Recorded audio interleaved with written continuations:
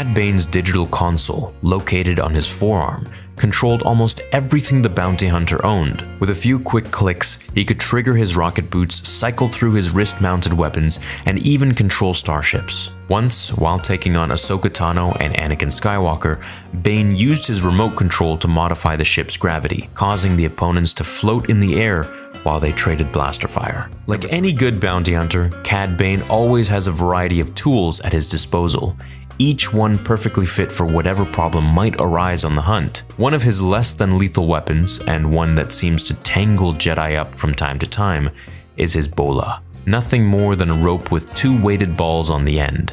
Bane flings his bola at his opponent's limbs in order to tangle and trip them. When taking on both Obi-Wan Kenobi and Quinlan Vos, Cad used the weapon to slow Vos down. It was quite effective. If for some reason his LL-30 blaster pistols fall out of his grip, Cad Bane has a pair of smaller, slightly weaker projectiles stored in his wrist.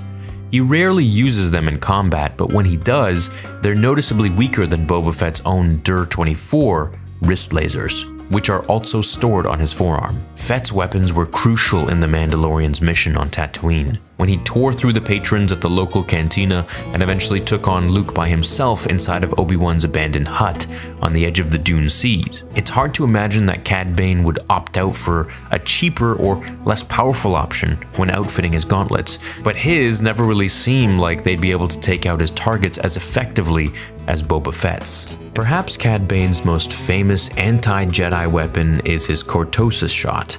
If you're not sure what cortosis is, let me quickly remind you. There are a few materials in the galaxy that are lightsaber resistant, like the Mandalorian iron, Beskar, for example, but cortosis is more than that.